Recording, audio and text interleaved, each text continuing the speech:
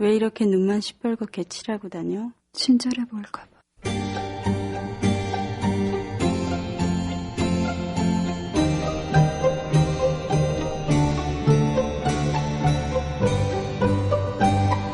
Olá, você está ouvindo o Masmorra Cast, o podcast do blog masmorraerótica.blogspot.com.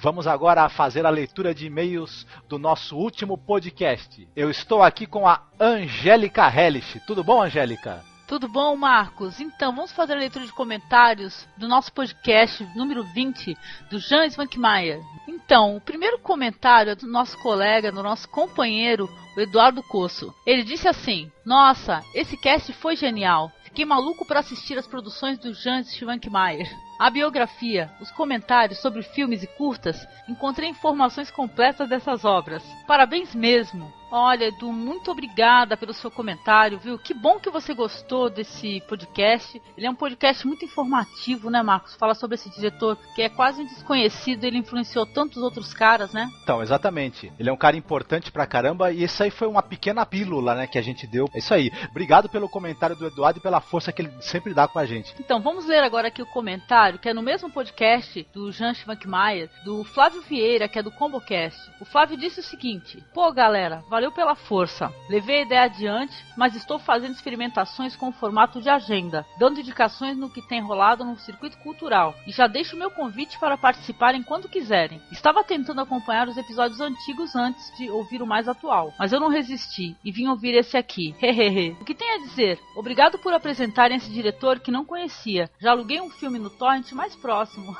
Abraços e até a próxima. Poxa, Flávio, muito obrigada pelo comentário, viu? Que bom que você gostou. Com certeza vai ser um prazer pra gente participar desse projeto do Flávio quando ele quiser. Obrigado pelo comentário do Flávio, espero que ele goste aí dos filmes do Svankmajer. E o pessoal visite o site dele e dos colaboradores dele, o Mil Combos, né? E escutem o podcast deles, o Combocast. Que o último fala sobre as bizarrices que você encontra na cultura japonesa, especificamente sobre um anime mangá que eles estão comentando. É bem interessante, viu? Vale a pena escutar. Pô, e o nosso próximo comentário aqui do blog é até sobre uma postagem antiga, do filme Os Imortais, que é do Enki Bilal, que foi um colega da gente lá de uma comunidade do Orkut que mandou a postagem desse filme e tal, e deu a indicação, e eu acho que ele mesmo comentou aqui, se eu não me engano. O nome dele é Marcos, e ele falou o seguinte, ele falou: bom, confesso que gosto mais do HQ do que do filme, mas fica aqui a dica para quem é fã dos HQs e conhece os HQs do Bilal e queira matar a curiosidade de como ficou o filme sobre os HQs. Se não acharem nas locadoras, não estranhem, porque só achei na net para baixar. Aí baixei e converti para DVD, kkk. Então esse filme é fantástico, né, Marcos? E realmente, eu concordo com o Marcos quando ele diz que eu prefiro o HQ também, que é lindíssimo, belíssimo. Exatamente, esse filme é uma adaptação, na verdade, do conteúdo de uma trilogia de álbuns chamada Trilogia Nicopol, do quadrinista Enki Bilal. Os álbuns são realmente excepcionais, são mais interessantes que o filme, mas o filme também resultou bem bacana. Não é exatamente fiel à história dos álbuns, mas é uma releitura interessante. Obrigadão pelo comentário do Marcos e pela participação dele no blog. Muito obrigado. Bom, vamos passar agora ao podcast em si, né, que dessa vez vai falar sobre a trilogia da vingança do diretor sul-coreano Park Chan-wook. Esses filmes são excepcionais, não só esses, os outros também da filmografia dele são maravilhosos, mas nós vamos falar especificamente dessa trilogia que ele fez de muito sucesso. Pô, e a gente assistiu esse filme do Chan-wook Park, chamado Zona de Risco, né, que é do ano 2000, é um filme fantástico, viu? Isso mesmo, ele é um drama de guerra que trata sobre a amizade, a improvável amizade entre soldados da Coreia do Norte e da Coreia do Sul na zona de fronteira entre os dois países, a tal zona de risco do título. Muito interessante. É uma história belíssima sobre amizade, viu? Muito legal, recomendamos. Nosso próximo podcast vai ser sobre um assunto que a gente curte muito. A gente adora a cultura japonesa, adora mangás, adora séries japonesas, filmes japoneses. E vamos falar aí sobre um expoente aí dessa cultura, né, Marcos? Exatamente, nós vamos falar no podcast seguinte sobre a adaptação cinematográfica do mangá Lobo Solitário. Mais vingança aí, né? Mais vingança no nosso podcast. E honra, muita vingança, muita luta de espada. É isso aí, uma beleza. Muito samurai, muito bem. Gravamos o podcast sobre a trilogia da vingança para vocês curtirem aí. Olha, essa trilogia é maravilhosa. Tirem suas conclusões aí, o que vocês acharam, o que o diretor quis falar sobre a vingança e mande um comentário pra gente aqui no blog ou mande um e-mail, tá? O nosso e-mail é contato.cinemasmorra@gmail.com e nós temos nossa comunidade no meu podcast, temos a nossa comunidade no Orkut. Participem. Um abraço a vocês todos, queridos. Espírito São Betinho.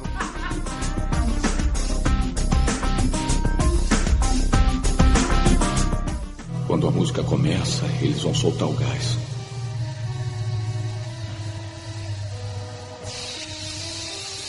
Não, por favor, não quero. Não soltem. Quando soltam o gás, eu durmo.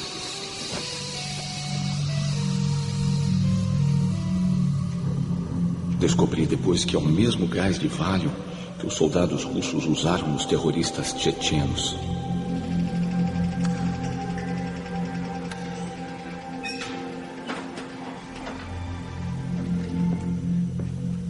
Quando acordo, meu cabelo foi cortado.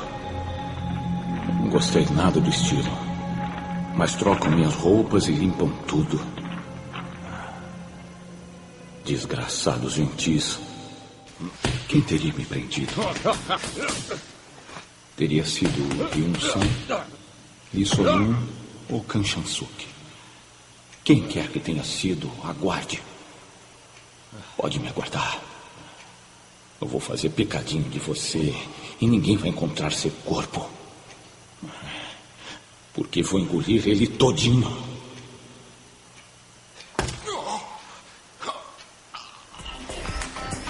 Dez anos. É inacreditável! Ele desfere a sua esquerda perigosa e derruba o adversário. 11 anos.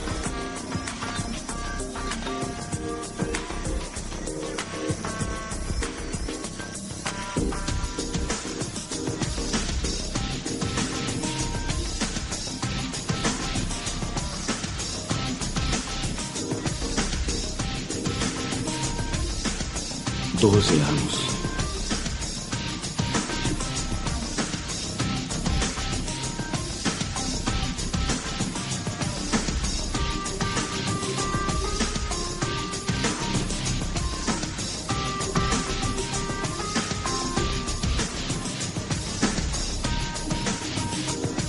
Treze anos. 14 anos.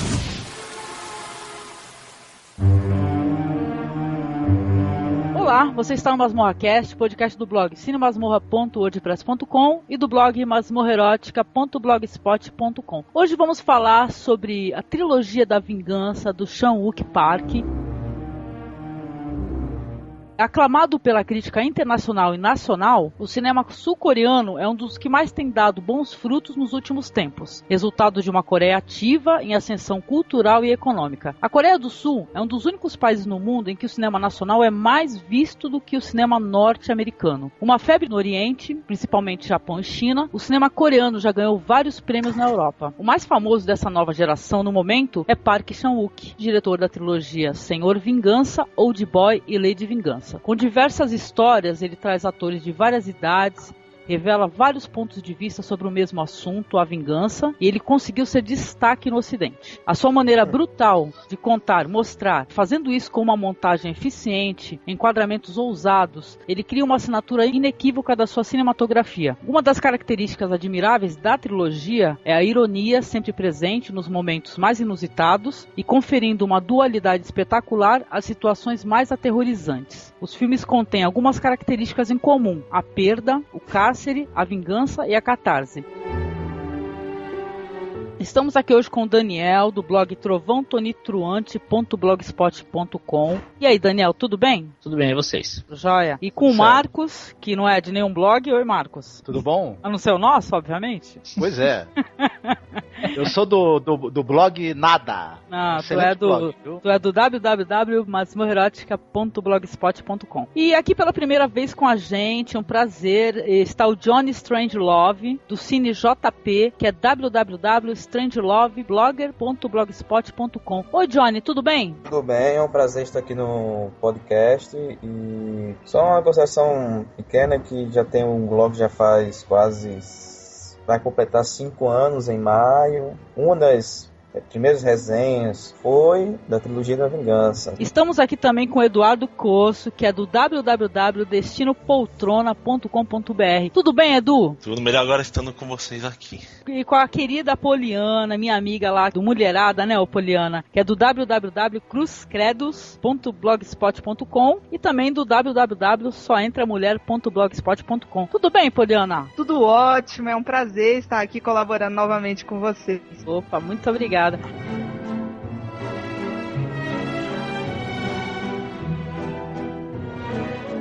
Para falar rapidinho do Park Chan-wook, ele tem 47 anos, coreano, né? Ele estudou num colégio de jesuítas, assim, na juventude, depois, já na idade adulta, cursou filosofia, se tornou crítico de cinema, assistente de direção em alguns trabalhos aí antes dos anos 90, e depois ele já, como diretor, pegou essa onda de investimentos aí muito forte que teve no cinema coreano, de investimentos que os empresários aí do país e também financiamento do exterior e tudo, que teve essa grande renovação aí do cinema coreano, né? Esse boom do cinema na Coreia. A biografia dele não tem lá não é muito detalhada, mas é fácil de imaginar, né? O cara criado numa sociedade aí bastante tradicional, né, que é a sociedade coreana, educado num colégio também de jesuítas, enfim, aí estudou filosofia e está desconstruindo tudo isso que tentaram ensinar para ele, desmontando tudo isso na filmografia dele, né, sem deixar sobrar pedra sobre pedra. Então, a gente vai começar falando aqui sobre o primeiro filme da trilogia, que é O Senhor Vingança, né? A história diz o seguinte, a sinopse. Ryu é surdo-mudo. Sua adorada irmã precisa com urgência de um transplante de rim. Na ausência de doadores compatíveis, Ryu recorre ao mercado negro, mas é trapaceado e perde todas as suas economias, bem como o próprio rim. Ryu, então, é convencido por sua namorada a sequestrar a filha de 4 anos do empresário Dong Jin para custear a cirurgia de transplante. Mas o sequestro não funciona como esperado. A irmã de Ryu se suicida e a menina raptada morre afogada. Sem outros motivos para viver, Dong Jin e Ryu vão preparar implacáveis planos de vingança um contra o outro.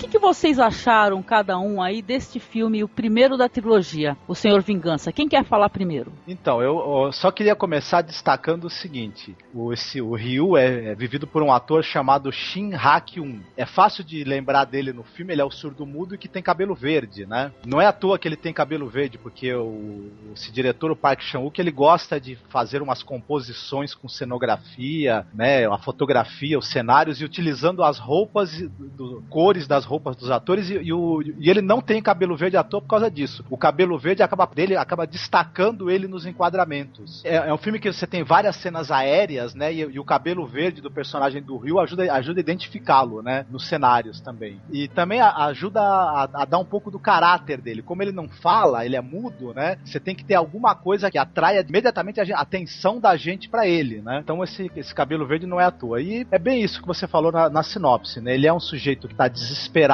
né, foi demitido. O filme já começa com uma crítica aí, né? Você tem a Coreia do Sul viveu uma ascensão econômica, mas não é para todos, né? Essa ascensão econômica não atinge todo mundo. Uma parte da população enfrenta desemprego, pobreza e esses problemas. E esse Ryu é afetado por isso. Ao mesmo tempo tem essa irmã dele, que ele tem uma adoração canina por ela, né? Ela precisa fazer um transplante de rim. E ele tem a estúpida ideia, né? Ele não consegue encontrar um doador, ele tem a ideia brilhante, né, de chegar para uns traficantes de rins e falar, tudo bem, eu dou um rim para vocês, mais uma grana, e vocês me arrumam um rim de alguém, né? E eles falaram, tá bom, pode deixar que a gente vai fazer isso, né? Pessoas, se vocês forem negociar, seja lá o que for, num prédio vazio, com uma mesinha assim, o prédio é um prédio o quê? Abandonado? É muito estranho, assim, ele ter caído nessa roubada, né? Porque foi uma felicidade, porque eu acho que, além de tudo, o Ryu, ele tem um problema muito sério de burrice. A se começar por aí. aí, né? Porque é uma comédia de erros, né?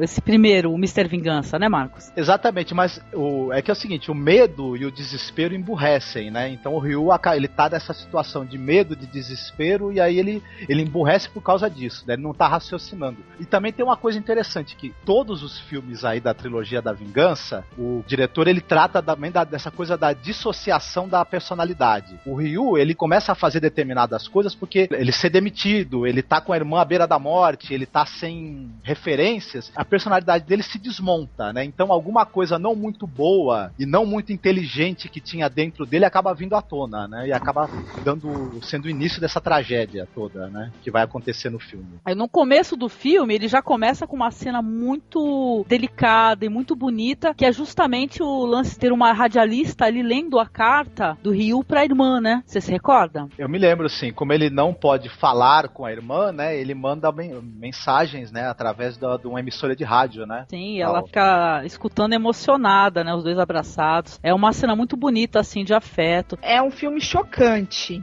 Eu gostei bastante. E uma coisa que me chamou muito a atenção, eu acho que deve ter chamado a atenção de vocês, e vem complementar o que o Marcos falou, é que eu noto que a câmera, a maioria do tempo, ela é fixa para montar mesmo esses quadros. Essa composição da cenografia, que tem cenas lindíssimas ali, né? Tanto o Ryu com a namorada, depois o Ryu com a irmã. Quando chega a menina com aquele vestido laranja, ela compôs também toda a cenografia, o que deixa um filme com a temática pesada, mas com um ar muito leve. Eu achei isso interessantíssimo. E ela tem aquelas crises, né? Ela sente muitas dores, né? E esse diretor tem esse lance de ter cenas muito tristes, mas ao mesmo tempo muito hilárias, né, Marcos? Porque ela tá tendo crises de dores renais horríveis.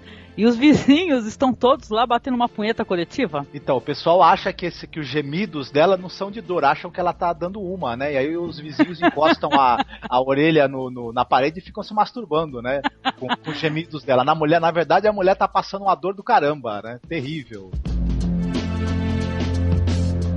Foi o segundo filme da trilogia que eu assisti, e o mais interessante é que de todos os três é o mais visceral, ele é o mais cru de todos, já que ele trata desse tema da vingança de uma maneira imediata, tipo causa-consequência. Todo filme é assim, desde um pequeno ato até o final glorioso. E um dos momentos que eu acho mais incrível é que, como o Marcos falou, não é que o Ryu seja uma pessoa burra. Não, parece que realmente quando você passa por momentos delicados, você perde a racionalidade, perde a moralidade e faz as coisas pelo instinto. E também parece que esqueceu da personagem, da namorada do mundo, que também incentivava ele a fazer as coisas. Ele fazia aquilo pensando que iria dar certo. Não. Eu acho até que ele é a grande vilã dessa história, né? Se for parar pra pensar, porque esse discurso depois, ele é repetido novamente no Lei de Vingança, né? O mesmo discurso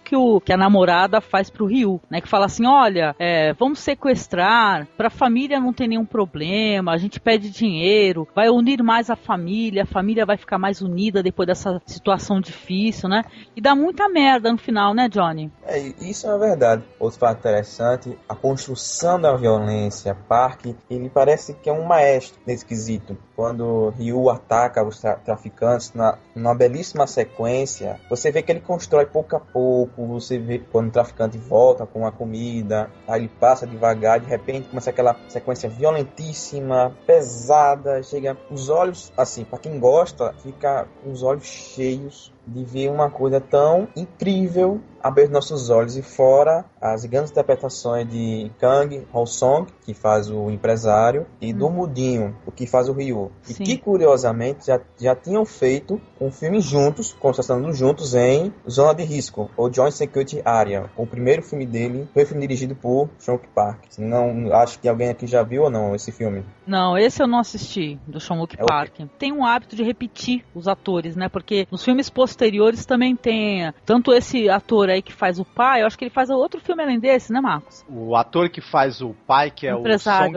que faz o empresário, Song Kang-ho, aliás. Ele é um dos capangas do professor Baek no Lei de Vingança. Um dos caras que o Baek manda pra pegar, né? A protagonista lá do Lei de Vingança é a filha, né? Eu achei ele bem interessante uma coisa importante é que sempre tem um monte de vingança nele. Tem a vingança do Ryu contra os caras que roubam os órgãos, tem a vingança do empresário contra o Ryu, aí tem a vingança dos terroristas lá da menina que é namorada do Ryu. Afinal, são 3 vinganças, né, que são destacadas. Bom, em determinado momento do filme, quando ela está presa, né, quando o pai da menina que morre consegue botar as mãos nela, ela fala pra ele, olha, se você me matar, eu pertenço a um grupo terrorista, porque na verdade ela seria ligada a grupos da Coreia do Norte, né, a grupos pró-Coreia do Norte, infiltrados ali na Coreia do Sul para fazer atos terroristas, atos contra a sociedade civil da Coreia do Sul, né. Ela fala pro cara que já tinha dado até uma foto dele pros comparsas dela do grupo. Ele, claro, não acredita e mete ele choque elétrico, né? Só que, perto do fim, a gente vai descobrir que, né, ela tava falando sério. É a terceira também vingança. Não acreditei.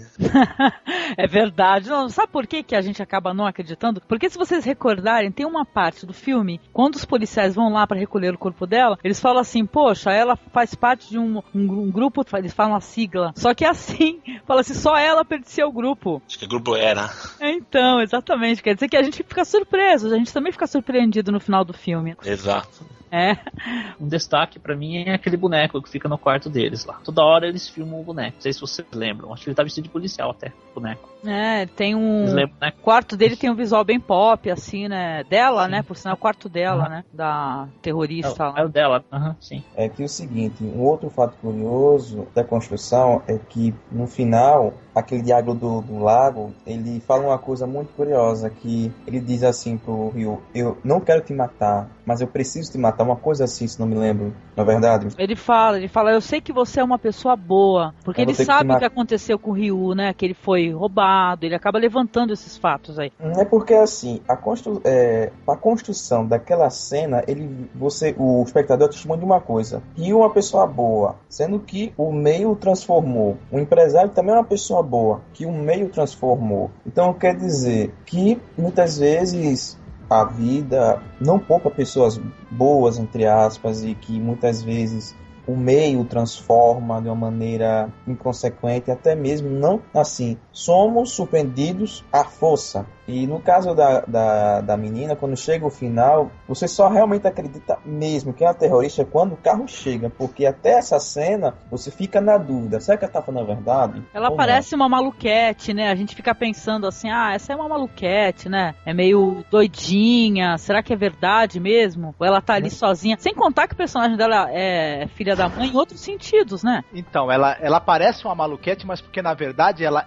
por exemplo, você tem o pessoal da ação direta, é o pessoal que tem intenção de pegar em armas, ela é mais uma jovem simpatizante e que fica distribuindo propaganda pró-Coreia do Norte, tudo. Então, talvez ela não fizesse parte do braço armado do grupo, mas era simpatizante e tinha ligação com os caras. Se alguém mexesse com ela, ia acabar mal, né? Como acabou acontecendo, né? Tá em outro detalhe também curioso, eu não sei se vocês perceberam, mas um dos terroristas, o líder terrorista, é o único ator da trilogia que aparece nos 3 filmes. Alguém já reparou já? Opa, um dos terroristas é o único ator que aparece nos 3 filmes. O líder deles. Sim, ele aparece em Old Boy como o suicida com o cachorrinho. É isso mesmo. E em Lei de Vingança como um dos pais dos sequestrados. Você lembra?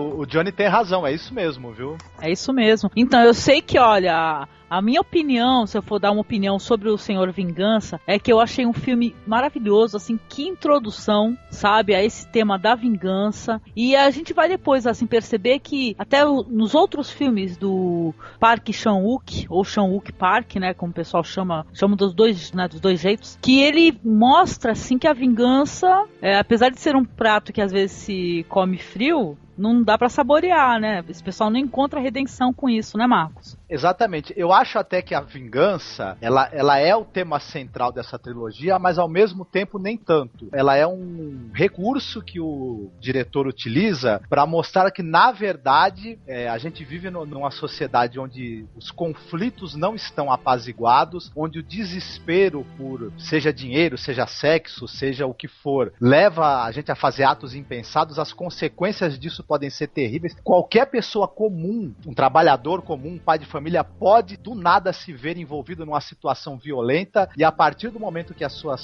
personalidade ela se desmonta e você tem que entrar para sobreviver numa situação violenta, não há volta também. E tal, não há esperança e não há como acho que o Johnny falou, não tem mais moral, não tem mais limites. A nossa vida pode, né, tomar um rumo irreversível a qualquer momento, tal. E não há construção psicológica, moral e ética que segure isso depois que começou, né? Exatamente. O Eduardo comentou comigo que o Mr. Vingança ganhou alguns prêmios, né, Edu? Ele ganhou o prêmio de melhor filme asiático no Fantasia Film Festival em 2003 e o prêmio no júri de melhor filme no Philadelphia Film Festival, também em 2003. Os 2 filmes que ele recebeu. E um destaque, assim, eu acho que para todos os filmes do Chan-wook Park é, por exemplo, a fotografia, o enquadramento realmente, são coisas assim desbundantes, maravilhosas, né, Marcos?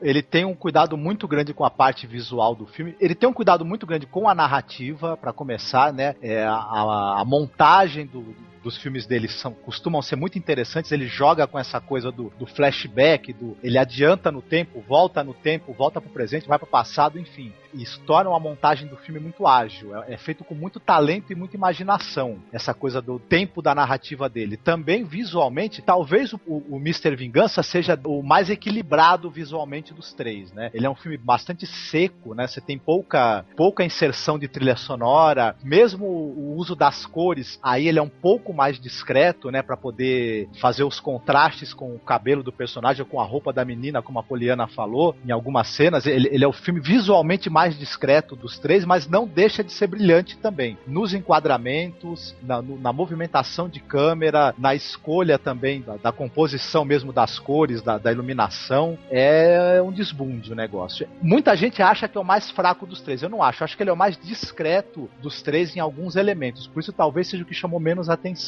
Eu acho fabuloso, não acho nada fraco, viu? Um fato curioso, sempre um amigo meu que comentou isso. Alguém já reparou no erro de continuação que tem nesse filme? Um erro muito interessante, alguém já percebeu já? Qual seria o erro? Em qual trecho é? Se lembra da cena quando o Ryu fica tirando fotos da menina sequestrada chorando? Sim, essa cena? Ele fica tentando fazer ela chorar, né? Fica tomando o colar dela, querendo a boneca, um negócio assim. Certo. Sendo que já depois da morte, quando o pai vai pro lago, ele vai ver as fotos de novo. Sendo que tem um pequeno detalhe. Quando o Ryu tirou a foto, a menina tava sem o colar. Na foto, quando o pai viu, ela tava com o colar. Alguém já percebeu esse erro já? Bem na hora eu achei assim, não, mas não consegui pegar. É um erro curioso. Eu olhei assim, que é isso? Entendeu? Um amigo meu ficou falando. Ele me disse assim, esse filme é quase perfeito. Se não fosse esse erro de continuação, eu digo, pô, cara, é assim, detalhista ao extremo. É engraçado esse erro. Sim. E também, quando assisto com minha casa, a minha mãe fica lembrando, esse mudinho sofre, meu Deus, o mudinho sofre. Pois é. Ô Johnny, você fez uma comparação do Sr. Vingança com o Albergue, né? Você quer expor pra gente? É uma teoria, não é assim, uma teoria minha de observação que eu criei, sendo que tem que explicar um pouquinho antes. Durante a divulgação de Cabana pro Inferno na Ásia, ele conseguiu conferir esse filme quando estava no auge. E alguns elementos, alguns não muitos elementos do filme estão em O Albergue, como a construção do personagem Paxton, também a mudança de estilo de uma hora para outra, de uma maneira gradual, e principalmente na cena do dedo, que praticamente tem a mesma simbologia que a famosa cena do rim. Alguém lembra a cena do rim? Sim, tem uma pessoa que come o rim, é isso? Aonde? Mas isso, no Albergue. Quando o Ryu mata os traficantes, ele come o rim. Mas aquela simbologia daquela cena é porque não é que ele quis comer o rim, ele quis recuperar o que estava perdido. Então o que ele fez? Ele comeu o rim dos traficantes como consequência deles terem tomado o rim dele. A mesma forma que acontece no Albergue, quando o personagem perde os 2 dedos e no final ele corta os 2 dedos do assassino. Mas no final alternativo ele faz uma coisa que lembra muito Seu Vingança, que sequestra a filha do empresário assassino. Você lembra no Albergue? É interessante o modo como o Senhor Vingança ele chegou de pouco a pouco e conquistou da maneira assim os cineastas, mas quando chegou o Old Boy foi outra coisa. Não, só para completar o que o Johnny estava falando, a trilogia da Vingança foi lançada aí uma caixa, né, especial com 8 DVDs, etc. E entre os extras, entre as coisas que vieram a mais, você tem parece que um livreto onde você tem vários cineastas escreveram textos a respeito do filme, da trilogia, etc. E da influência que eles podem ter sofrido. E o primeiro cineasta que se propôs e aceitou fazer um texto de introdução foi justamente o Eli Roth. Foi o primeiro a confirmar a presença aí nos ensaios que vão servir de introdução.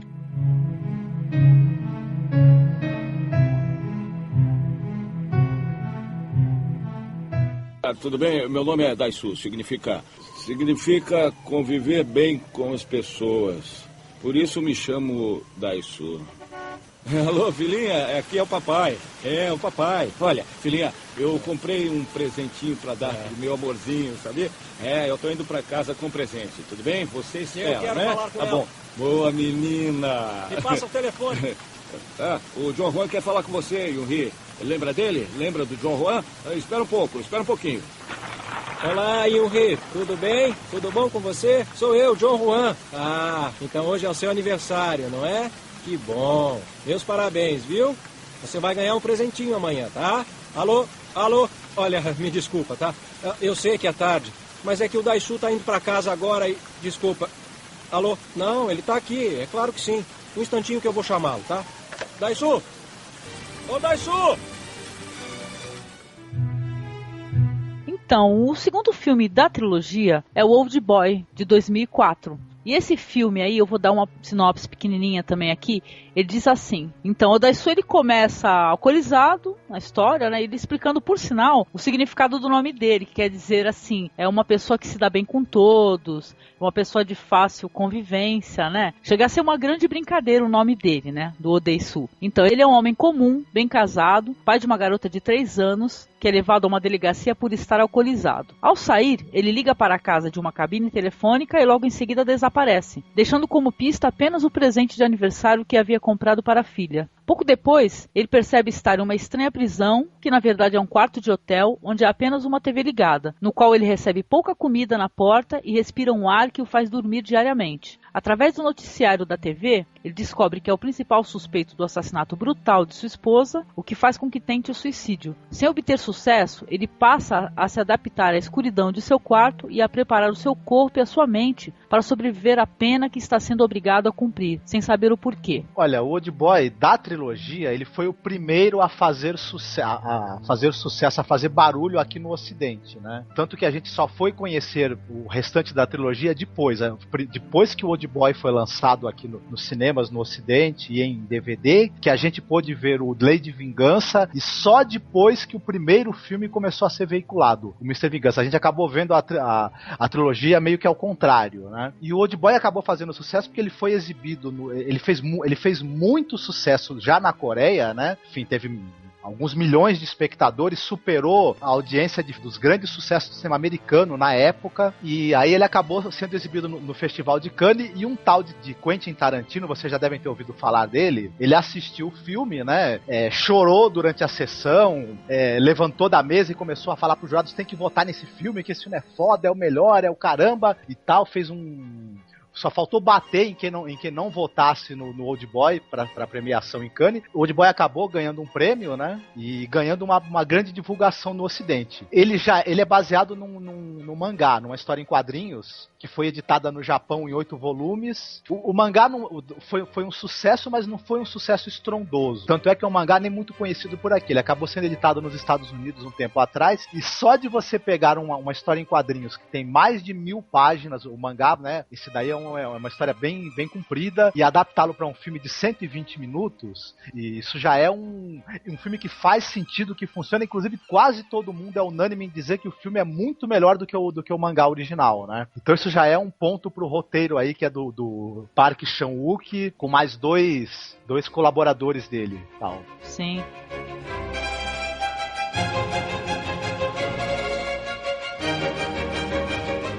como o Marcos estava falando, ele é baseado no mangá que foi lançado em 97. É um mangá de 9 volumes. É um mangá muito longo. E esse filme, ele acabou sendo bem premiado, né? Ele ganhou tanto o Cannes, pelo prêmio do júri, quanto mais 16 outros prêmios. E o que mais me chamou a atenção são as inúmeras histórias afluentes. O roteiro é realmente caótico. Toda vez que você pensa que você está chegando perto, parece que é uma areia movediça, você tem que retroceder para entender um pouco o que acontece. E um ponto que me chamou muita atenção foi a hipnose, que por um momento eu fiz a associação ao Brilho Eterno de Uma Mente Sem Lembranças, só que totalmente sem sucesso, porque a hipnose aqui é um dos elementos que vão compor a história, não vai ser a estrutura toda, mas vai ser a hipnose que vai dar toda a reviravolta na história, toda aquela surpresa que a gente vai ter no final do filme. É um filme muito interessante e tem uma coisa que eu gostaria de falar agora, enquanto a gente está tendo essa conversa mais geral sobre o filme, é das influências que o diretor teve, das influências até literárias, que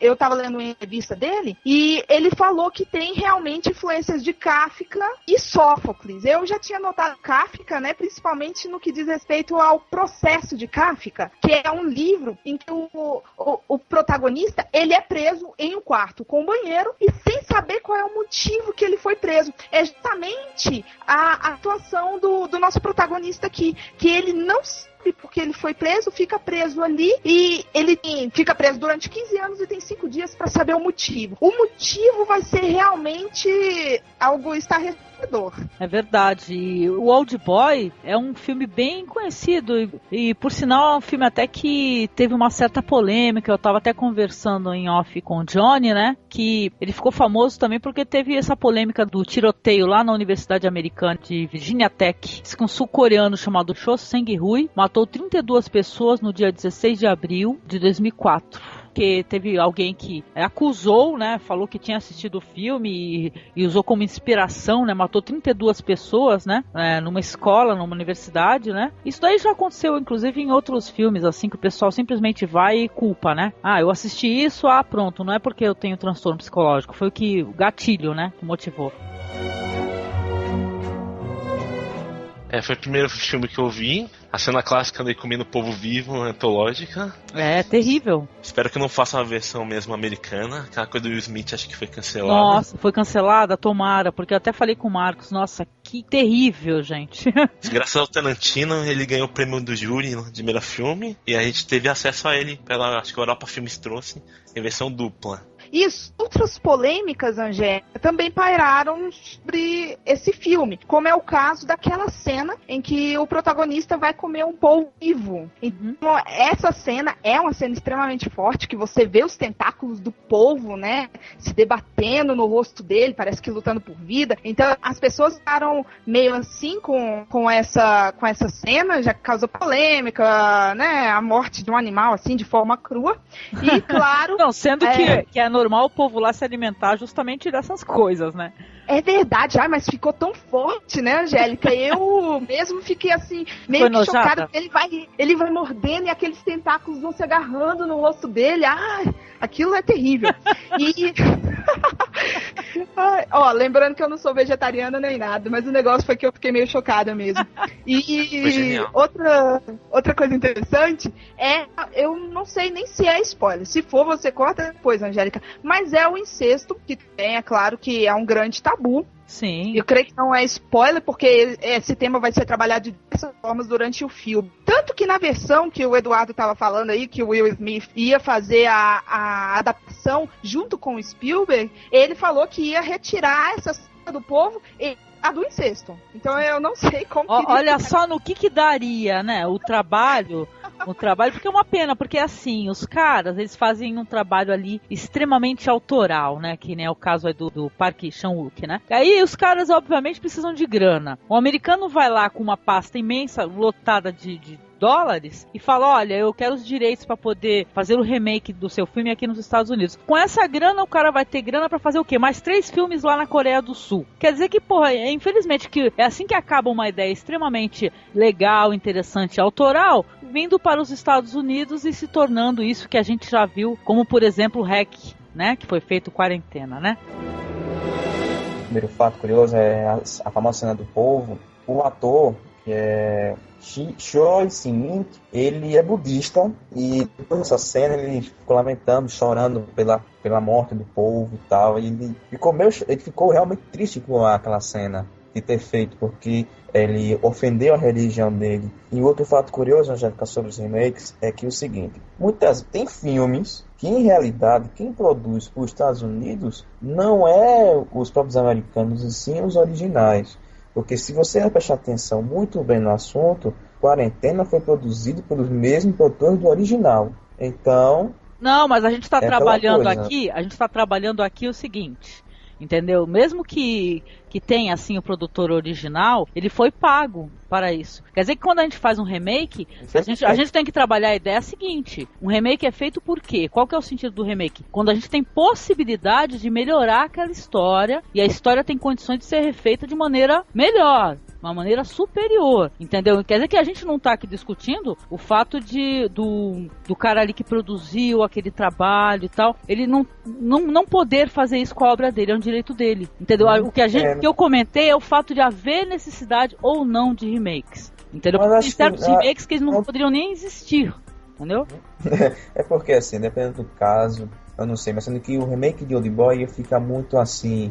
estranho, porque... Porcaria, viu o que a Poliana falou? Isso, o Will Smith não ia aceitar colocar no roteiro, já que ele estava fazendo a adaptação, ele não iria colocar a cena do povo e nem as cenas relativas ao incesto. Ele ia cortar toda a crueza, toda a forma visceral do filme, ele ia acabar com a história.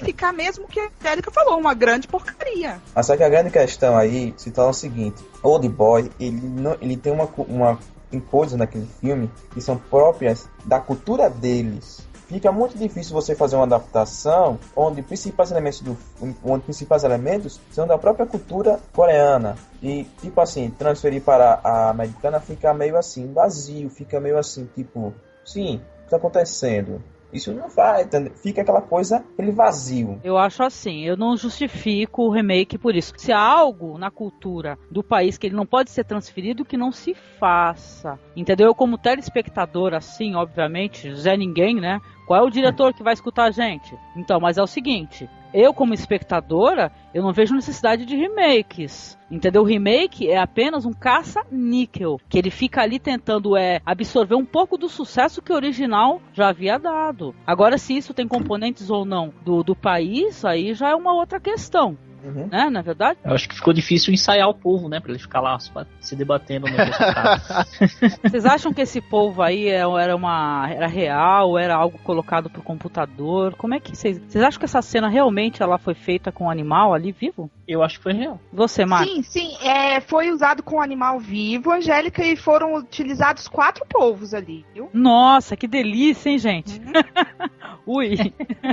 Certo. Não, então os americanos compraram uma vez, há alguns anos, um pacote de 10 filmes pra fazer remake. E acho que talvez um do Old Boy tava na lista, mas não sei se vai rolar mesmo. E o povo é de verdade que aparece no making off do filme no DVD. Nossa, que coisa boa, né? Só pra completar esse assunto do remake, o Spielberg e o Will Smith, na verdade, compraram os direitos do mangá, né, para fazer uma nova versão do mangá. E muitos dos elementos que a gente tem no filme Old Boy não estão presentes no mangá, e também tem muita coisa no mangá, que é o mangá, como a Poliana até tinha falado, 9 partes, né, mais de 1000 páginas. Evidentemente, muita coisa do mangá também não está no filme. Então, mas é claro que eles iam fazer iam adoçar a história, como é meio que acontece no posto, né? Como é meio que óbvio. É americano. Como a gente já está acostumado com produções que o Spielberg dirige ou esteja por fora, o Spielberg é um cara que ele tem um certo limite. Ele não leva as histórias às últimas consequências de jeito nenhum. Eu acho que é o seguinte, olha, pra resumir, eu acho que um cara que tem um trabalho como esse, assim, o Sean Park, eu tava até falando com o Johnny, que ele, acho que, não sei se o Johnny conseguiu assistir, tem um outro filme dele que é aquele Eu Sou uma Ciborgue, mas tudo bem. Olha, o cara, ele explorou o amor, e em situações assim, um asilo de loucos como eu nunca tinha visto na vida. Quer dizer que o cara tem um trabalho extremamente autoral e ele aborda sim temas pesados, vingança, incesto, cárcere, entendeu? Violência extrema às vezes, não mostrada de maneira extrema, né? Porque o Sean-Wook Park não é gore, né? Ele não mostra os miolos voando nem nada, mas tem um componente de violência, né, e tal. Isso, eu quero mudar um pouquinho de assunto para aquela grande cena, eu não sei se vocês falaram que eu fiquei caindo toda hora, mas é pra chamar atenção para aquela cena da briga, gente, no corredor. É muito boa, né, Poliana? Eu dei muita risada. Boa. Sabe o que eu mais gostei, Angélica? Que eu senti que alguns momentos... Claro, que toda luta em filme é coreografada e tudo mais. Mas ele se perde um pouco na coreografia. Você vê ele ofegante mesmo, já não conseguindo, errando já aonde ele vai acertar. Ele bate na parede e as pessoas ali caindo e chegando mais. Uma coisa angustiante. Então, foi algo que eu gostei bastante, que beira o real e totalmente sem cortes, né?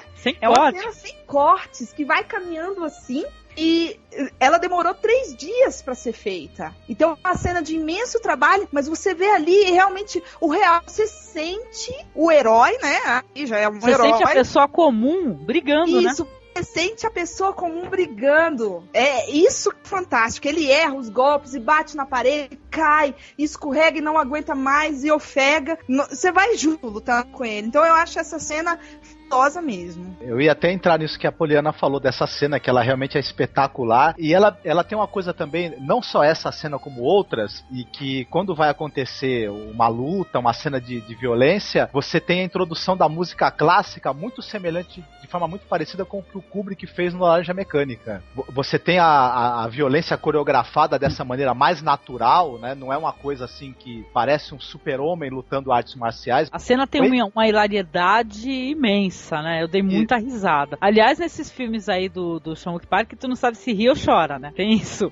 Ele traz isso, ele traz esse humor negro junto com essa situação terrível, né? Uma situação de questões morais, né? A cena é perfeita. Tem um estilo de arte de samurai lá, no Japão, que é mesmo pelo lugar que não tem onde a pessoa escapar. Então é mais fácil de lutar uma pessoa contra vários ao mesmo tempo. Não tem como 4 correrem ao mesmo tempo em cima dele. Entendi. É um negócio tipo 300 lá, né? Que eles ficaram no local. Exato. Que o pessoal era obrigado a entrar aos poucos, né? Mas eu sei que na hora que ele abre assim a porta do elevador, ele tá cheio de gente. Eu dei muita risada, né? Que ele dá aquele suspiro, fala assim, não acredito, de novo.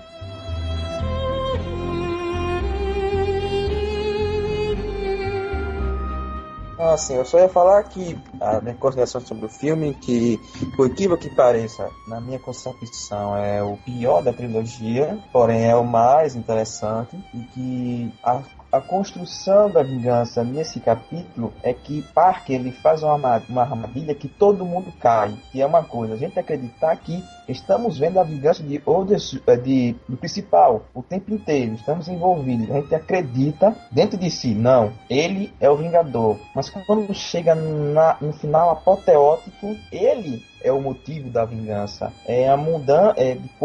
Como uma mudança pode ser mutável, que muitas vezes a gente no filme a gente acredita que somos vingadores, mas em realidade somos o motivo da vingança, e que tudo que acontece é apenas uma punição dos atos, para chegar no final e justificar. Ele criar uma coisa pior para dizer para o Deus que você sofreu pouco, o que você criou comigo conseguiu ser muito mais pior do que se imagina. Por isso aquele final é extremamente apoteótico. Então, eu queria só chamar a atenção para uma coisa, né, que eu acho que vocês devem recordar.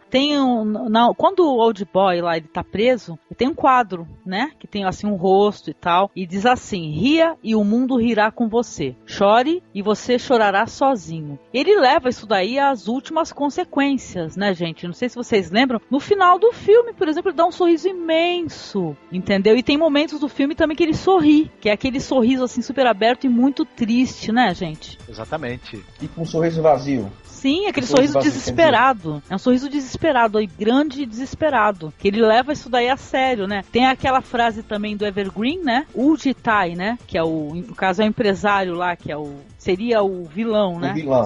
Seria o vilão. Então, seria o vilão, né? Então ele diz assim pro Old Boy: seja pedra, seja areia, tudo pode afundar, né? Quer dizer que tem umas questões interessantes, né? filosóficas nesse filme, né, Poliana? Opa, sim. Realmente, todas essas questões filosóficas vão enriquecendo a narrativa, que faz com que eu discorde do Johnny, dizendo que é um filme fraco. Eu acho até que em termos de narrativa e de roteiro, é um filme muito mais forte do que até o Mr. Vingança. Eu senti isso, porque é um roteiro que você não sabe o que é realidade lá primeiro. Isso já é problematizado, porque ele vive durante aqueles 15 anos ali, vendo televisão, e ele vai incorporando aquilo à vida dele. Quando ele entra naquela sessão de hipnose, que ele já foi solto, só que a gente ainda não sabe, ainda tá pairando ali entre realidade e não realidade, ele começa a jogar pra fora esses elementos da televisão. E a gente não sabe o que ele fabricou e o que realmente é a realidade. E a gente fica lutando ali, tentando saber o que é realidade ou o que não é. Então eu acho que isso vem enriquecer o roteiro, que não te dá verdades absolutas. A vingança não é única, a vingança é recíproca, ao mesmo tempo que é vingado, você é o vingador. Então eu acho que é um roteiro brilhante. É isso que vai fortalecer o filme. Só pra completar tudo que já foi falado desse filme, eu acho que, até pra situar também quem tá escutando, eu acho que vale a pena falar o seguinte, em relação ao Old Boy. O Mr. Vingança, ele era um filme muito mais direto, muito mais seco, tinha um distanciamento maior, e eu acho que o Sean-Wook Park, ele tinha uma preocupação em fatos terríveis que acontecem no primeiro filme, a gente acreditasse um pouco, tivesse uma sensação de realidade naquilo. Já a partir do Old Boy, eu acho que ele se liberta disso. Ele pega a ideia central que ele já tinha usado no Mr. Vingança e ele resolve colocar mais elementos literários, ele resolve usar uma montagem ainda mais criativa, uma fotografia mais criativa, levar essa coisa da destruição da personalidade do homem que fica como se fosse um animal tentando sobreviver e que abandona toda a moral, toda a ética, tudo que ele tem de civilização para entrar nessa coisa do que há de mais violento nele. E eu acho também que o filme fica mais claro no Old Boy que aquilo tudo é uma construção mental de um diretor, de um roteirista. Ele é menos, digamos assim, verossímil, e você acredita menos naquilo como algo real, mas ao mesmo tempo ele levanta mais questões e eu acho que ele é mais bem sucedido artisticamente, como obra mesmo em que o artista, o diretor, ele estava mais solto, mais liberto, querendo chegar no limite mesmo, né, e levar o público ao limite com aquilo. Eu achei interessantíssimo Old Boy, viu? Eu gostei dos três, assim. Até o Edu perguntou, assim, falou assim, né, Edu, você falou, qual que você gostou mais, Edu, que você falou pra mim? Eu gostei mais do Lei de Vingança. Lei de Vingança, né, que a gente vai falar a seguir. Eu gostei dos três, viu? Olha, cada um à sua maneira, né? São diferentes entre si, apesar de abordar o mesmo tema.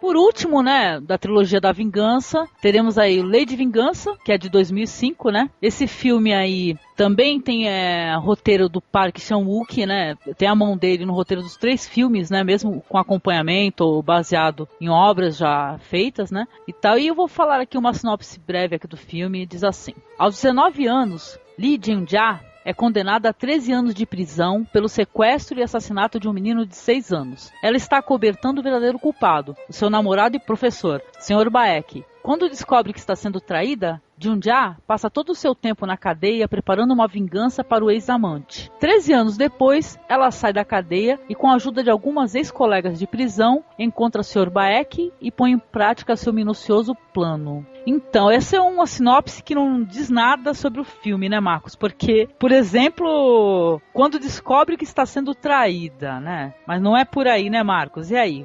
Vamos dar início aqui ao Lei de Vingança, essa pérola do Park Chan-wook. O filme, ele tem início quando a personagem, né, que... Como é o nome dela mesmo que você falou? Jun-ja, é Jun-ja.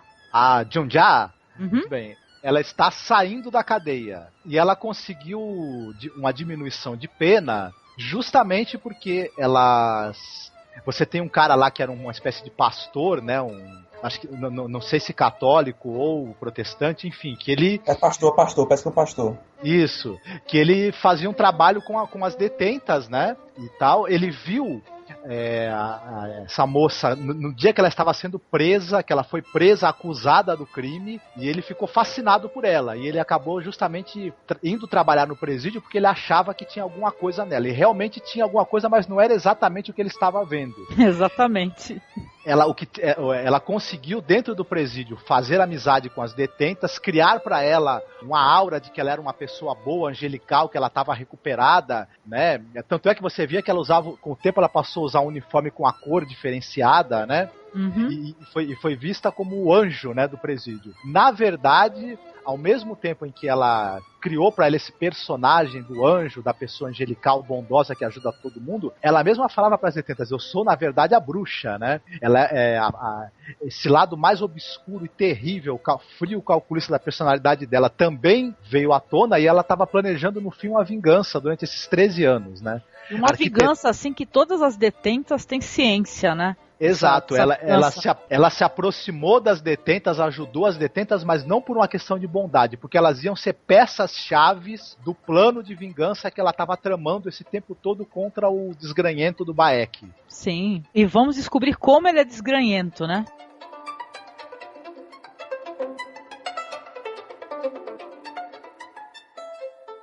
Então eu gostei muito da cena que tem aquela gordona que tá abusando de umas detentas, que ela parece que ela foi presa, que ela matou o marido, esquartejou e tava comendo. Parece o quintal dela e um monte de policial indo armado pra prender ela. Essa cena eu achei muito boa. E aquela mulher realmente era horrorosa. E ela matou com alvejante na comida, fingindo que tava cuidando dela. Sim, a Junja, a vingança dela, ela vai fazendo de maneira bem sutil, né? Parece que a Junja foi a única que não foi comida por essa detenta, né, Edu? Porque era magrinha.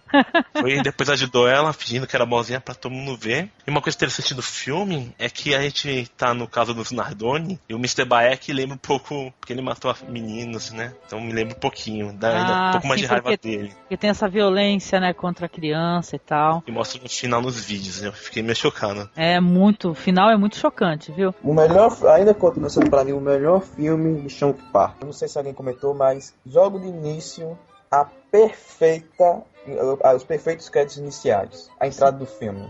Uhum. Perfeita, trilha sonora impecável do início ao fim, daquelas que você escuta e não consegue enjoar nem um pouco. A construção da personagem Gwenja é um dos mais curiosos, porque é uma personagem que lembra muito Ryu na questão de ingenuidade, sendo que ela foi enganada e pagou um pepino muito grande por causa do professor. O momento da prisão dela, ela criou amizades, mas ela sabia que com essas amizades ela ia contar, cada uma ia ser uma peça específica para ela no futuro, e cada uma foi. Não é à toa que o filme você percebe isso, essa construção.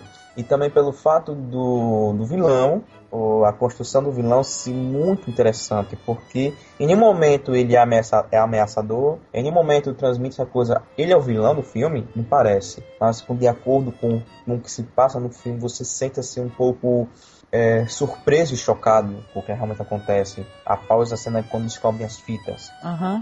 Outro fato também interessante o filme aparece todos os personagens, todos os atores que já apareceram nos outros dois filmes, como o empresário do primeiro filme, o Mudinho, o vilão de Old Boy, ele aparece também, e a carinha do carinha que apareceu nos 3 filmes. O outro também, o que faz o pastor, é o que faz o guarda-costas do empresário em Old Boy. Exatamente, já com uma outra peruca, né? Que esse daí é o cara das perucas, né?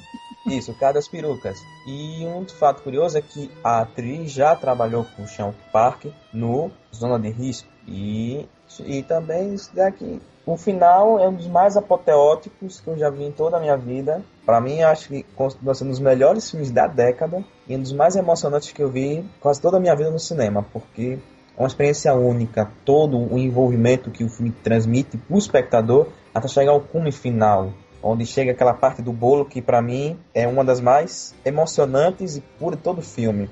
Sim. Então, a personagem também vive o drama de tentar encontrar a filha dela, que tá na Austrália, né? Vivendo com um casal australiano. E a filha dela vive... Não sei se vocês lembram dessas cenas. Tem sim a cena do... A filha dela foi tomada dela, né? foi mandada à adoção, né? Triste isso daí pra caramba. E a filha dela é uma personagem muito interessante também no filme, né? Essa criança depois cheia de raiva, cheia de mágoa, né? Que também tem que aprender a perdoar essa mãe, né? Que meio assim, a gente sabe que ela não tem culpa. Toda a construção baseada nesse encontro mãe e filha no filme inteiro, para mim foi surpreendente. Outra coisa que tem que ser falada é que ela teve que assumir a culpa pelo crime no começo do filme, no começo da história, né? Uhum. Uma coisa que eu queria falar sobre o Lei de Vingança, que acho que é interessante, que é o seguinte: as cópias que a gente assistiu aqui no Brasil, que foram veiculadas na Europa, nos Estados Unidos, elas não são a construção original do filme.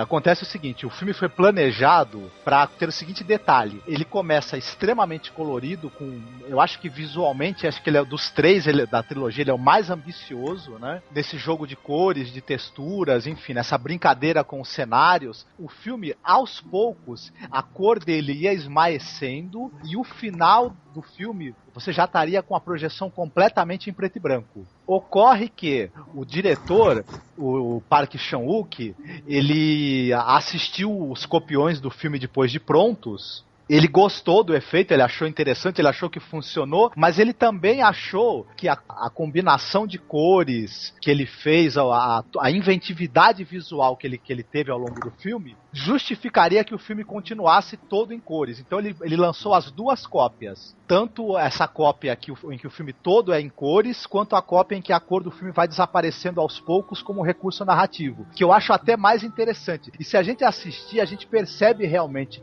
que de uma determinada parte do filme pra frente, o jogo de cores diminui muito. Você começa a ter cenas cada vez mais sombrias e mais monocromáticas. Porque, na verdade, é a parte do filme que seria a projeção em preto e branco. Ah, quer dizer que essas cópias que chegaram aqui no Brasil, elas chegaram com uma modificação. Não tem esse detalhe aí que você falou. Não, então, as cópias veiculadas na Coreia, você tinha as duas versões. Essa que a cor vai desaparecendo e a outra que é colorido. Na Europa e na América não foi veiculada essa versão original. Caramba, bom. Infelizmente. Que pena, né, gente?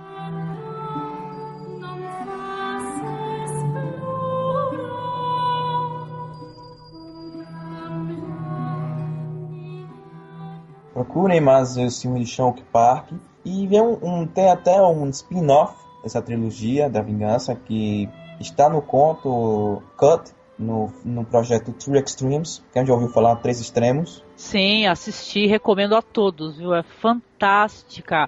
É porque assim, Três Extremos é um projeto entre Takeshi Mike, Fruit Chan e Shonk Park. Em alguns saiu assim: The Box de Mike, Escravas da Vaidade, ou Dumplings de Chan, e Cut, o último, que é de Shonk Park. Nos Estados Unidos saiu uma versão que saiu o longa, que o Escrava da Vaidade também tem um longa.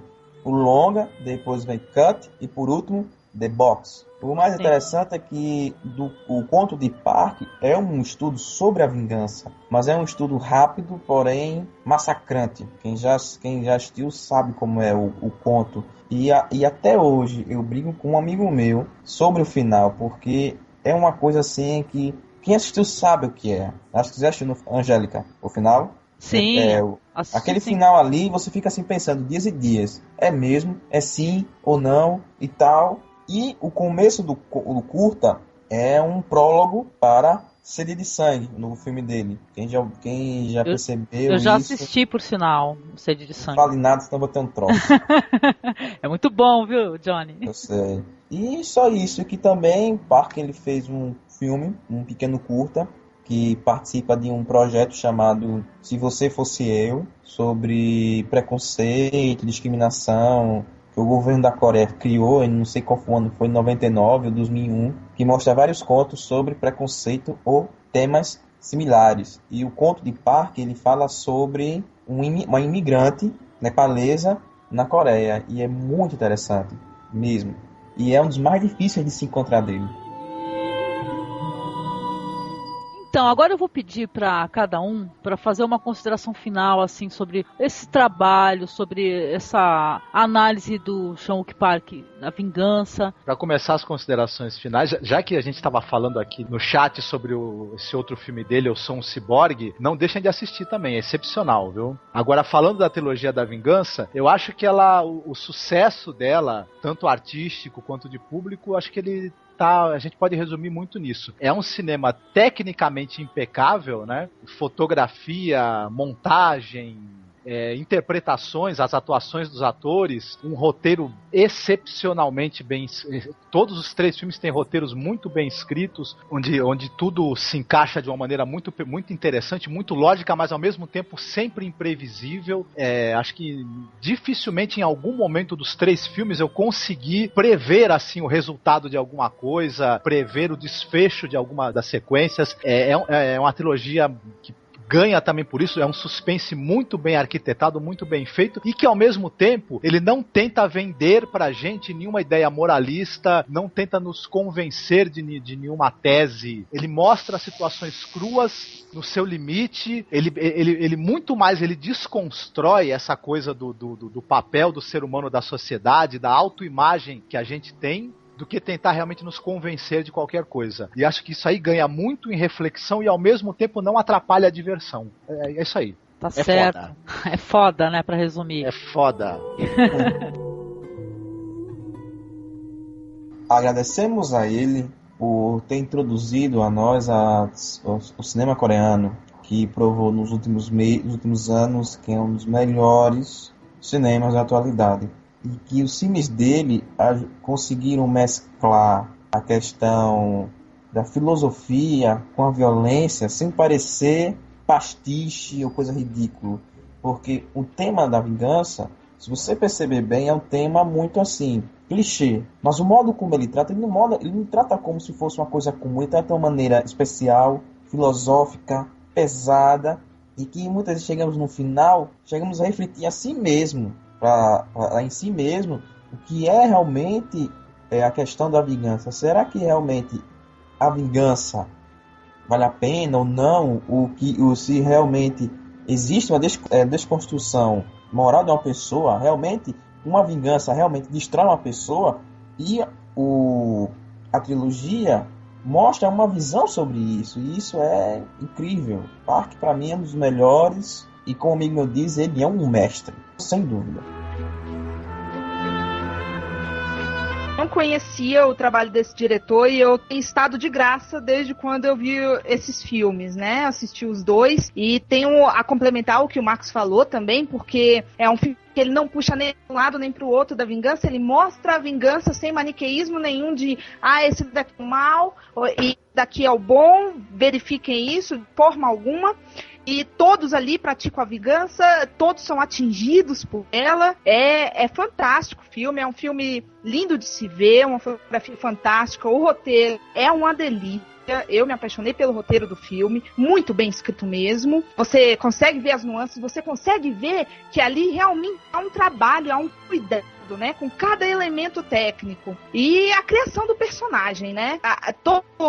Todos os personagens ali têm uma importância crucial, eles são trabalhados fisicamente, eles são trabalhados psicologicamente, o que dá todo um ar de vivacidade, né? Um filme ávido, né? O filme te dá na cara e você acorda pra vida. Muito bom mesmo, eu adorei.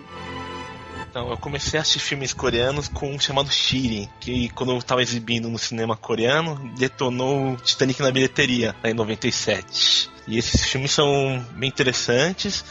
Eu gostei mesmo do último mais, porque é uma coisa que está acontecendo na realidade. A gente está vendo o julgamento do Nardoni. A gente tem uma opinião sobre o que devia fazer com eles, né? E o primeiro filme, todo mundo se dá mal. O segundo filme é pior ainda porque o personagem principal, ele tem um problema emocional, que o vilão, que não é vilão, né, conseguiu fazer ele ter um incesto com a filha. Isso, incesto, né? Ele quis dar uma lição nele, né? Que nem o que a Poliana falou, não tem esse maniqueísmo, né, nas obras do Sean-Wook Park. Mas ele já tinha conhecimento, era irmã dele e tudo. É que não era uma coisa, é uma coisa que a sociedade repudia, né? Mas isso é uma coisa que ele pegou, ele usa a influência de todos os lados. GLaDOS, o Park Chan-wook. Isso é uma coisa que ele pegou da literatura policial. Tem um dos clichês mais assim utilizados e eternizados pela literatura policial é o perseguidor, que você está perseguindo, investigando, e você está atrás de alguém que você quer matar, com que você quer se vingar, e você aos poucos vai ficando parecido com aquele que você está perseguindo. Você vai tendo uma troca de identidade. Esse é um clichê aí da literatura policial que o Park Chan-wook revisitou de uma maneira muito interessante, né? Introduzindo esse incesto à moda do Sófocles, né? A moda da tragédia grega. Então ficou muito interessante isso. E o Leite de Vingança, como já foi dito, ela realmente conseguiu o que queria. Ela não sujou muito a mão no final, mas eu concordo que ela resetou a vida dela para começar de novo com a filha ao lado dela. Uhum. Esse filme foi menos trágico no final. Realmente, dos três é o menos trágico mesmo, né? Apesar de tudo, né? Esse diretor trouxe pra gente a visão dele da vingança em 3 capítulos, né? Em cada um ele dá um final diferente e conta a história da vingança entre os personagens. Uhum. E lembrando aquela frase do Chaves, vingança nunca é plena, mata a alma e envenena. Gostei pra caramba, tá, do Chan-wook Park, que é um diretor que eu já havia assistido, só não tinha concluído o Senhor Vingança, né, que eu acabei assistindo durante essa semana. Eu já tinha adorado, tá, e pra quem não conheceu, eu não sei se é fácil ter acesso a essa obra audiovisual, mas também tem aquele Eu Sou um Ciborgue, mas tudo bem, esse que é o título do filme. Eu assisti, eu fiquei deslumbrada com o filme, entendeu? Muito bonito mesmo. Pra mim já não era desconhecido, porque eu já tô explorando esse cinema asiático já faz algum tempo. Mas eu acho uma pérola, eu acho legal a gente poder fazer um podcast sobre esse diretor, até para que o pessoal possa conhecer, o pessoal possa divulgar, entendeu, isso daí. E como o pessoal comentou, sim, a minha opinião é que o Chan-wook Park, ele mostrou que a vingança é uma coisa complicada, entendeu, que às vezes você é obrigado a deixar seguir, né, e tal, já que eu acho que nenhum deles encontrou a redenção, né, no final da vingança, né. E é isso, recomendo a obra do Chan-wook Park, tanto essa trilogia da vingança, como o primeiro filme é o Zona de Perigo, né, o segundo é Eu Sou uma Ciborgue, mas aí tudo bem. Em seguida, se eu não me engano, já vem a trilogia da vingança. O último filme do Chan-wook Park, que é o Sede de Sangue, que eu assisti, achei fabuloso também, recomendo. Eu acho que não foi lançado no Brasil ainda, mas quando esse filme for lançado, gente, assistam, porque é uma das melhores versões de história de vampiro, né, que eu já vi. E é isso. Muitíssimo obrigada a todos os que estiveram aqui em conferência. Eu gostaria de falar que no próxima edição do nosso podcast nós vamos falar sobre a versão cinematográfica do mangá Lobo Solitário. A gente vai falar justamente sobre essa... Ele teve séries na televisão e ele teve alguns filmes feitos para o cinema. A gente vai falar especificamente de uma série de 6 filmes que cobre quase toda a história do mangá e tal. Tem uma influência muito grande do Sérgio Leone, né? Do diretor Sérgio Leone, nesse trabalho. Agradeço a presença de todos que estiveram aqui, participaram e deram a sua opinião sobre a trilogia da vingança, que é muito legal. Vou agradecer primeiramente ao Eduardo Cosso, tá, Eduardo? Que é do www.destinopoltrona.com.br e é da casa também aqui do Masmorra Erótica. Edu, muito obrigada, querido. De nada, prazer estar aqui. Essa trilogia merece mesmo um podcast. Uhum. Na próxima vez eu vou estar aqui. Opa, quer dizer que a gente pode contar contigo pro Lobo Solitário? Pode sim, eu vou ver os filmes originais dos anos 70 dele pra dar umas comentadas. Tá certo. Eu quero agradecer aqui ao Johnny Strangelove, tá? Que é do Cine JP, www.strangeloveblogger.blogspot.com. Muito obrigada, Johnny, pela tua presença, por dividir aqui suas ideias aqui sobre o Chan-wook Park com a gente. De nada, muito obrigado a vocês por ter participado desse podcast. Sabe que é o primeiro podcast que eu participo. Eu nunca tive uma grande oportunidade de participar desse tipo de experiência e é incrível compartilhar ideias, diferentes ideias, para uma coisa muito interessante que é um filme tão incrível, um projeto tão incrível quanto é o projeto da trilogia da vingança. Muito obrigado a todos. Tá certo, muito obrigada, viu, Johnny? Eu quero agradecer aqui a Poliana, minha amiga lá do Mulherada, que é do www.cruxcredos.blogspot.com e do Mulherada, que é o www.soentramulher.blogspot.com. Poliana, muito obrigada, minha querida. Quem agradece sou eu, Angélica, e a todos por terem proporcionado uma conversa tão boa sobre a trilogia da Vingança, algo que eu não conhecia, e principalmente por terem me proporcionado essa nova descoberta do cinema coreano. Adorei. Então, eu já conversei muito com o Marcos até sobre isso, que é legal, a gente tem um podcast de cinema, que a gente fala um pouco do cinema off Hollywood, e a gente também tá aprendendo e descobrindo, tá sendo muito bom pra gente também, viu, Poliana? É muito gostoso, viu, ter essa experiência. Então, eu quero agradecer ao Daniel, muitíssimo obrigada, tá? O Daniel é do www.trovãotronitruante.blogspot.com, que também já tem podcast, né, Daniel? Lançamos nosso primeiro semana passada, né? Falando sobre mulheres no rock. Entra lá e ouçam. Também tá um link do blog do Daniel lá no nosso blog, no Masmorra Erótica. E Marcos, muito obrigada pela sua participação. Você que disse que não é de nenhum blog, mas você é do nosso blog, sinto muito. Eu que agradeço, é sempre um prazer estar aqui conversando sobre cinema, estar descobrindo filmes novos, diretores interessantes. É isso aí, eu já tinha assistido a trilogia um tempo atrás, mas agora deu para revê-la, prestar atenção em outras coisas, descobrir novamente esses filmes. É isso aí, foi muito bom. Então, quem quiser mandar e-mail pra gente, pode mandar e-mail para contato.cinemasmorra@gmail.com, tá? Que nós respondemos.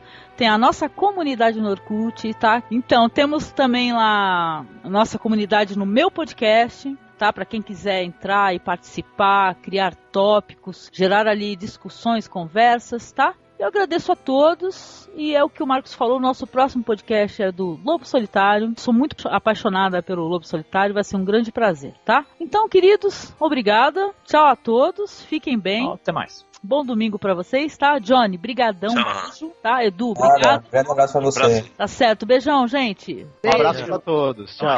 Tchau. Falou. Ria e o mundo rirá com você. Chore e você chorará sozinho.